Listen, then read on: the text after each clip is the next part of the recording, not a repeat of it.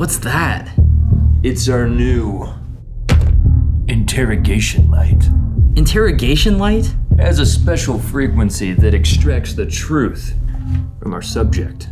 Well, I ain't talking.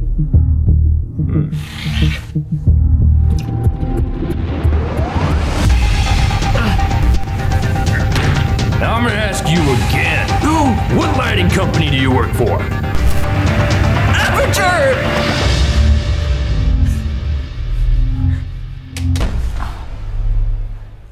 Yeah, we got another one. Grab everything. The 120D, the light dome, swap it all for Rotolights. You did good, son.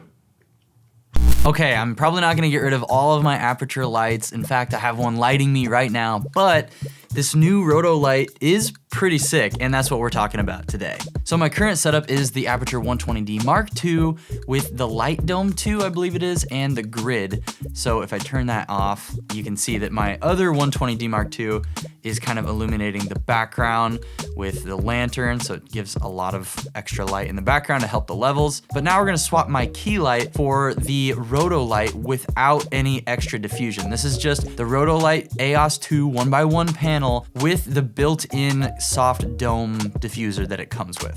So it's about at a 45-degree angle, the diffuser's on, it's set to the same color temperature as the 120D Mark II, which is daylight, so like 5500-ish. If I turn off the background light, this is what it looks like. Like, it's kind of harsh, you know, it's not completely soft like this dome here, but it's pretty good. And the next quick comparison we'll do before we get into all the details is I'm gonna throw extra diffusion in front of the Rotolight to kind of mimic the look of the light dome. So now the AEOS 2 is our main key light, but we have it coming through this diffusion, which is just a really cheap panel that comes with pretty much any 3-in-1 reflector you can buy from Amazon. They're super cheap, and they do a pretty good job of just softening up light sources. They're great for working on the fly. And if anyone's curious what it looks like with just the Rotolight, here's what it is. It looks pretty soft. It's better probably than the first image where it was just blasting onto my face. That's what she said. Anyway, let's keep going. So this new 1x1 light is being marketed as basically the ultimate on-location light for both photographers and filmmakers, videographers. But I'm more of a video boy, and when it comes to lighting, I pretty much only care about it in the world of filmmaking, so that's what we're gonna focus on today. So on paper, what can this light provide for you? If you're gonna spend your hard-earned cash on a light, it better be able to perform, it better be durable, it better be good quality light. So let's dive into what this thing actually will give you. First of all, the quality of the light is fantastic on paper. It's a 99 TLCI, and it's the same chip as their really high-end Titan lights. They put the same chip into this light, so that's really good for us people who want that nice, high-quality light. You can take this thing anywhere from 3,000 to 10,000 Kelvin, so you can get a huge range of color temperatures for any kind of thing you're filming on set. You know, if you're trying to make it look like a firelight or the moon, which is way more blue and that kind of a thing, you'll be able to pull off multiple looks with this light. And my personal favorite thing is with the touch of a button, this thing can go into full RGB mode. So we're talking 16.7 million different colors, whatever that means, you know, really exciting stuff. It's kind of like the technology of an Airy Sky panel, but way more affordable, and it's still really bright. So you can adjust everything from the very specific hue degree to 0 to 100 saturation control, and 2,500 digital filters that you can apply using the interface of this light. And that's the next thing I want to touch on is the new touchscreen interface. This thing is actually super freaking impressive. Like, whenever it comes to touchscreens on devices like gimbals or whatever they're putting touchscreens on, I'm super hesitant and usually just like, there's no way this is gonna be as good as using my iPhone, which is so smooth. But the interface on this thing, the touch functionality is actually really good. You can kind of like click and start dragging, and you can adjust your finger up and down while you can see what you're adjusting, if that makes sense. So you don't have to keep your finger right on the brightness level or the hue or whatever you're doing. You can move it around and really see what you're doing, and I think it makes it a great option for solo creators who have to adjust things on the fly. There's also the app that can control the light as well. I'm not a big app guy. I'm usually just like into those half-price apps from Applebee's, but you do have that option if you want to use your phone and control it wirelessly. And before I give you my opinions and review on this thing, let's talk about the potential issues that I saw when I first started using this product. My first main concern was the softness of the light. Is it actually gonna be soft enough with the dome soft thing they include, or am I gonna have to throw a bunch of diffusion in front of it? Obviously, we already talked about that. I think it looks way better if you add extra diffusion, but it depends on what kind of a style shoot you're going for. If you want your light to be more harsh, maybe you're doing some outdoor fashion stuff and you just need some extra key light, then maybe this is just enough for you. But if you're doing like an ultra cinematic, soft looking video piece or something, you're definitely gonna want some diffusion to throw in front of this thing. So it's just something to keep in mind, but it's definitely a workaround.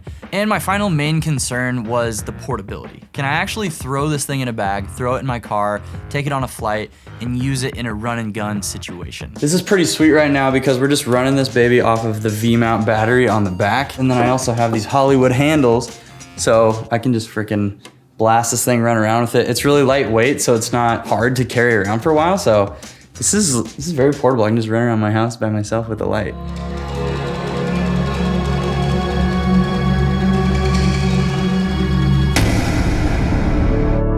Brew! Gotcha, scared you. All right, so what do I actually think about this ding-dang Rotolight AEOS 2? This light is not revolutionary, it's not necessarily a game changer or anything like that, but it is a great tool.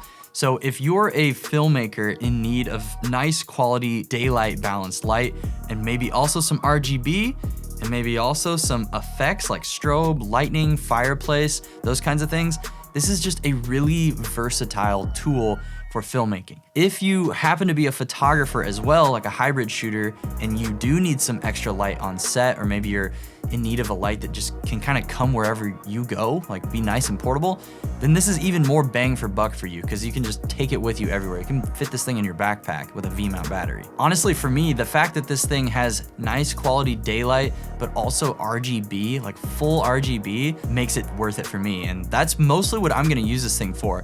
I always have trouble lighting up my room because there's only one window in here and it's super dark. So this will be great to put a little RGB splash on the back wall and look like every tech YouTuber out there, you know? I gotta solidify myself. I gotta pick a color and splash my walls with it. For anyone wondering about the money situation, this light comes in 4 different kit options, ranging from 1,400 USD to 2,800. It is a pretty pricey light. You know, my main key here is the Aputure 120D Mark II. I got this baby on sale with a light dome for, I think, like under 600 bucks. It's definitely like a really good light, but it's more of a specific use case.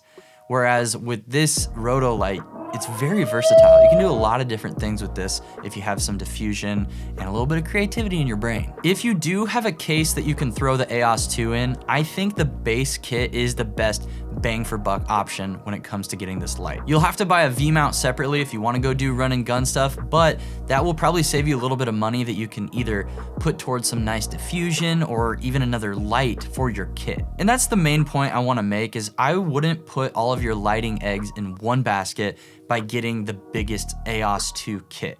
I know it can sound tempting, like having everything there for you, just all your lighting needs taken care of, but in reality, it's nice to have different kinds of light, different kinds of diffusion, so you can really get different looks for your scenes. Please check out my Instagram. Check out the Discord. It's a free server where me and some internet friends talk about camera stuff. We nerd out, we give feedback on each other's work, and we just hang out. It's a great place. It's the Zachy Mayfam. Feel free to join. And please subscribe because once I hit 50,000 subscribers, I'm going full time, baby. I'm just jumping off, and yeah, that's my goal. So I don't know if it's gonna happen or not, but I love you guys very much. Please text me when you get home so I know you're safe. Don't text and drive. Just text me when you get into your parking lot or your garage. Make sure the car's off before the garage door shuts. I love you. You're super cool, and I really hope we can hang out sometime because I think we should get to know each other. All right, see you in the next one. You'll never get the information from me. You'll never catch me. Aputure! F*** you, Dad.